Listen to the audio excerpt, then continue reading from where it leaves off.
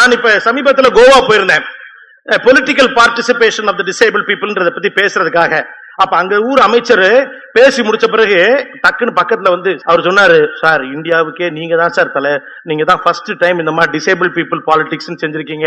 நான் முடிஞ்சா கோவால எங்க சீஃப் மினிஸ்டர் சொல்லி நானும் இங்க கொண்டு வர்றதுக்கும் பாக்குறேன் சார், நம்மிடமிருந்து கற்றுக்கொள்ளுகிறார்கள். இதை சொன்னது ஒரு பிஜேபி மினிஸ்டர் என்கிட்ட. நான் இந்த மேடையில் பேசிக் கொண்டிருக்கும் பொழுது தமிழ்நாட்டில் பல இடங்களில் மாற்றுத்திறனாளிகள் அதிகாரத்திற்கு வந்திருக்கிறார்கள். நேற்றைக்கு முன்தினம் இது கைத்தட்டு கொஞ்சம் இருங்க, கொஞ்சம் இது வாங்கிக்கிறங்க. நம்முடைய இளைஞரணி செயலாளர் அவர்கள் மாற்றுத்திறனாளிகள் அவங்க இருக்கக்கூடிய இடத்திலேயே அவங்களுக்கு ஒரு கவுன்சிலர் பதவி கொடுத்து அவங்களுடைய பிரச்சனைகளை கேட்பதற்கான வழிவகை செய்ய வேண்டும் என்பதை இந்தியாவில் சட்டமன்றத்தில் ஃபர்ஸ்ட் பேசின ஒரு யங் மேன், யங் லீடர் அவங்க தான். அந்த ஆட்சி முடிவதற்குள்ளாகவே நேற்று நீங்க எத்தனை பேர் பாத்தீங்கன்னு தெரியல, சன் டிவியில் ஒரு கார்டு போட்டாங்க பாத்தீங்கன்னா, நெமிலிங்கிற பகுதியில் ஒரு தலை திருப்பி இருக்கக்கூடிய ஒரு பெண் மாற்றுத்திறனாளி நெமிலி ஒன்றியத்தில் கவுன்சிலரா இருக்காங்க. இந்த பெருமை யாரை சேரும்? சும்மா வாய் உதாரணம் சார், ஆனா அதை செஞ்சு காட்டக்கூடிய அந்த ஆற்றல் திராவிட முன்னேற்ற கழகத்துக்கு தான் சார் இருக்கு.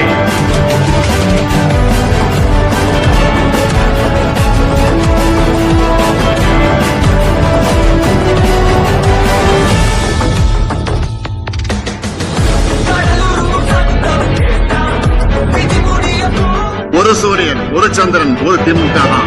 இப்படி ஒரு இயக்கம் இந்த மண்ணில் தோன்ற முடியாது. இந்த அறிவு திருவிழா திராவிடம் வென்றும் அதை காலம் சொல்லும். 2019 முதல் தொடரக்கூடிய நம்முடைய பயணம் 2024 மாபெரும் வெற்றியை பெறும். திராவிட மாடல் 2.0 ஆட்சி அமையும்.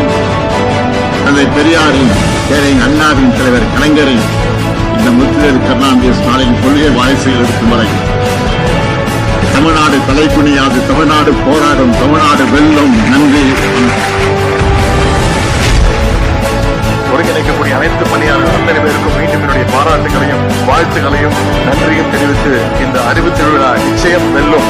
அதை 2026 சட்டமன்ற தேர்தல் வெற்றி நிச்சயம் நமக்கு சொல்லும் என்று கூறி வாய்ப்புக்கு நன்றி கூறி விடைபெறுகின்றேன். நன்றி, வணக்கம்.